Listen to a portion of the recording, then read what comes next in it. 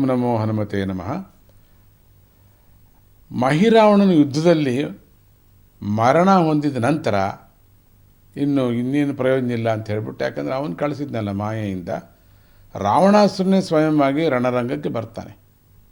ಇನ್ನು ನಾನೇ ಹೊರಡಬೇಕು, ಇದುವರೆಗೂ ಬಂದಿರಲಿಲ್ಲ, ಅವನು ಬಂದ.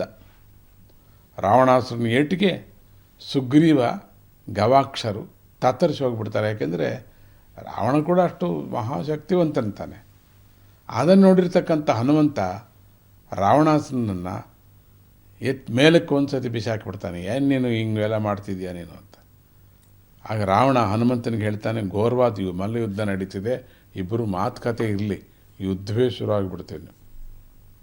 ಒಂದು ಹಂತದಲ್ಲಿ ಕೂಡ ಇಬ್ಬರು ಕೂಡ ಒಂದೇ ಸಲ ಮೂರ್ಛೆ ಹೋಗ್ತಾರೆ. ಅಷ್ಟು ಮಟ್ಟಿಗೆ ಯುದ್ಧ ಮಾಡ್ತಿದ್ದಾರೆ, ಅಷ್ಟು ಮಟ್ಟಿಗೆ ಶಕ್ತಿಶಾಲಿಗಳು ಅವರೆಲ್ಲರೂ ಕೂಡ, ಮತ್ತು ಅಂಥ ವರವನ್ನು ಅವರು ಪಡೆದಿದ್ದಾರೆ. ರಾವಣನೇ ಮೊದಲು ಚೇತರಿಸ್ಕೊತಾನೆ. ಬಿದ್ದವರಿಬ್ಬರೂ ಇದೇ ಸರಿಯಾದ ಸಮಯ ಅಂದ್ಕೊಳ್ತಾನೆ. ಇನ್ನು ಆ ಸಮಯದಲ್ಲಿ ಲಕ್ಷ್ಮಣನನ್ನು ಅಪಹರಿಸಿಕೊಂಡು ಹೋಗುವುದಕ್ಕೆ ಪ್ರಯತ್ನ ಪಡ್ತಾನೆ. ಆದರೆ ಏನು ವಿಚಿತ್ರನೋ, ಲಕ್ಷ್ಮಣನ ಭಾರ ವಿಪರೀತವಾಗಿ ತೊಡಗುತ್ತೆ. ಯಾವಾಗ ಎತ್ಕೋತಾನೆ ಸಿಕ್ಕಾಬಟ್ಟೆ ಭಾರ. ಅವನು ಆದಿಶೇಷ, ಏನು ಭಾರವೋ ಭಾರ ಆಗಿಬಿಡ್ತಾನೆ. ರಾವಣನಿಗೆ ಅವನನ್ನು ಎತ್ತುವುದಕ್ಕಾಗಲೇ ಇಲ್ಲ, ಅಷ್ಟೊಂದು ಭಾರ ಆಗಿಬಿಡ್ತಾನೆ. ಅಷ್ಟರಲ್ಲಿ ಎಚ್ಚರಗೊಂಡಿರ್ತಕ್ಕಂಥ ಹನುಮಂತ ಮತ್ತೆ ರಾವಣಾಸುರನ ಮೇಲೆ ಎಗರ್ತಾ ಇದ್ದಾನೆ. ರಾವಣ ಮತ್ತೆ ಮೂರ್ಛೆ ತಪ್ತಾ ಇದ್ದಾನೆ. ಆಗ ಹನುಮಂತ ಲಕ್ಷ್ಮಣನನ್ನು ಸುರಕ್ಷಿತವಾಗಿ ಸ್ಥಳಕ್ಕೆ ಸೇರಿಸ್ಬಿಟ್ಟು ಶ್ರೀರಾಮನನ್ನು ತನ್ನ ಭುಜದ ಮೇಲೆ ಕೂರಿಸಿಕೊಂಡು ರಾವಣಾಸುರನ ಮುಂದೆ ಬಂದು ನಿಂತ್ಕೋತಾನೆ. ರಾವಣನಿಗೆ ಎಚ್ಚರಗೊಂಡ ಮೇಲೆ ರಾಮ ಅವನನ್ನು ಯುದ್ಧಕ್ಕೆ ಆಹ್ವಾನಿಸ್ತಾ ಇದ್ದಾನೆ, ಬಾ ಎದ್ದೇಳು ಅಂತ.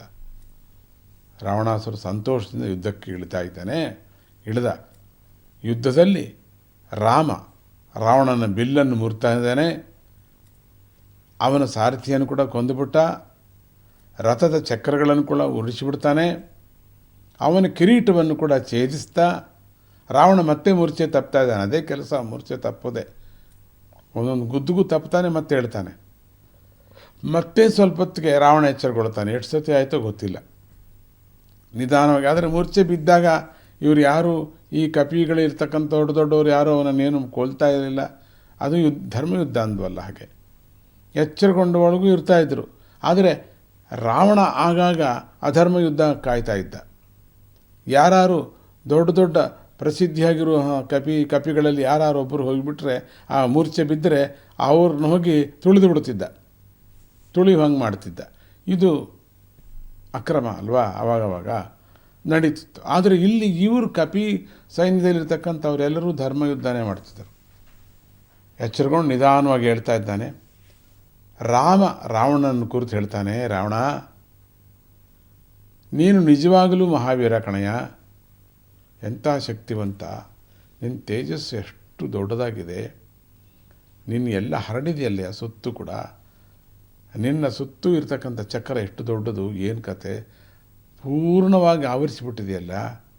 ಇವತ್ತು ಅನೇಕ ಮಂದಿ ಜೊತೆ ಯುದ್ಧ ಮಾಡಿ ನಾನು, ಈಗ ನನ್ನ ಜೊತೆ ಯುದ್ಧಕ್ಕೆ ಬಂದಿದ್ದೆ, ಅದರಲ್ಲೂ ತುಂಬ ಜನ ಜೊತೆ ಮಾಡಿಬಿಟ್ಟಿದೆ. ಈಗಾಗಲೇ ಕಪಿಗಳಲ್ಲಿ ಸಿಕ್ಕಾಬಟ್ಟೆ ದೊಡ್ಡ ದೊಡ್ಡವರು, ಅವ್ರ ಜೊತೆ ಎಲ್ಲ ಮಾಡಿದ್ದೀಯ. ಆಮೇಲೆ ನನ್ನ ಹತ್ರ ಬಂದಿದೆ. ಆದ್ದರಿಂದ ನೀನು ತುಂಬ ಸುಸ್ತಾಗಿರ್ತಕ್ಕಂಥ ಕಾಣ್ತಾ ಇದ್ದೀಯ. ನೀನು ಒಂದು ಕೆಲಸ ಮಾಡು, ಇವತ್ತು ಮನೆಗೆ ಹೋಗು. ನೀನು ಹೋಗ್ಬಿಟ್ಟು ಸ್ವಲ್ಪ ವಿಶ್ರಾಂತಿ ತಗೋ. ನಾಳೆ ನನ್ನ ಜೊತೆ ನೇರವಾಗಿ ಯುದ್ಧಕ್ಕೆ ಬಾ. ಸುಮ್ಮನೆ ಅವ್ರಿವ್ರ ಜೊತೆ ಹೋಗಬೇಡ ನೀನು, ಸಾಕು ನನ್ನ ಜೊತೆನೇ ಬಂದ್ಬಿಡು ನೀನು. ಆಗ ನಿನ್ನ ಪರಾಕ್ರಮವನ್ನು ನಾವು ತೋರಿಸ್ಬೇಕಾಗ ನಾನು ನೋಡಬೇಕು. ನಾನು ಎಲ್ಲೆಲ್ಲೋ ಪರಾಕ್ರಮ ತೋರಿಸಿಬಿಟ್ಟಿದೆ, ಈಗ ನಾನು ನೋಡಬೇಕು ಅಂಥೇಳಿ ವಿನಯದಿಂದ ಹೇಳ್ತಾನಂತೆ ರಾಮ. ನೋಡಿದ್ರೆ ರಾಮನ ಲಕ್ಷಣ ಎಂಥದ್ದು ಅನ್ನೋದು ಈಗ ಗೊತ್ತಾಯ್ತಲ್ಲ. ರಾಮನ ಒಂದು ಕೃಪೆ, ರಾಮನ ಒಂದು ದಯೆ, ಅದಕ್ಕೆ ರಾಮ ರಾಮ ರಾಮ ಅಂತೀವಿ. ಅಂಥ ಧರ್ಮವೇ ರಾಮ, ರಾಮನೇ ಧರ್ಮ.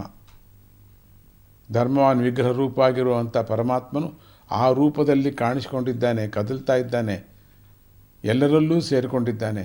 ಧರ್ಮವೇ ಅವನು, ಆ ಮೂರ್ತಿಭವ ಧರ್ಮ ಅನ್ನೋದು. ಇನ್ನೇನಲ್ಲ, ಧರ್ಮವೇ ಆ ಅವತಾರ ಎತ್ತಿದೆ, ಸತ್ಯವೇ ಅವನ ಅವತಾರ ಆ ರೂಪದಲ್ಲಿದೆ. ಹಾಗೆ ರಾವಣನಿಗೆ ಇದಕ್ಕಿಂತ ಬೇರೆ ಅವಮಾನ ಇಲ್ಲ. ಇವನಿಗೆ ಅವಮಾನ ಆಗಿಬಿಡ್ತು. ಹೋಗ್ಬಿಟ್ಟು ಸ್ವಲ್ಪ ರೆಸ್ಟ್ ತೊಗೊಂಡು ಬಾರಯ್ಯ, ಬೆಳಗ್ಗೆಗೆ ಯುದ್ಧ ಮಾಡೋಣ ಅಂದರೆ ಅವಮಾನ ತಾನೆ. ಅಷ್ಟು ದೊಡ್ಡ ವೀರ ಅಲ್ವೇ ಅವನು, ಏನು ಸಾಧಾರಣದವನ? ಒಂದು ವೇಳೆ ಸಾಧಾರಣದವನಂತ ಓಡೋಯಿರೋನು, ಬದುಕದೆ ಸಾಧ್ಯ. ಓಂ ನಮ್ಮ ಶಿವಾಯ ಬದುಕಿಬಿಟ್ಟೆ ಅಂತ ಓಡೋಯಿರೋನು. ಆದರೆ ಇವನಿಗೆ ಒಂಥರ ಅವಮಾನ ಆಗಿಬಿಡುತ್ತೆ. ಓಂ ನಮೋ ಹನುಮತೆ ನಮಃ. ಮುಂದೆ ನೋಡೋಣವಾ.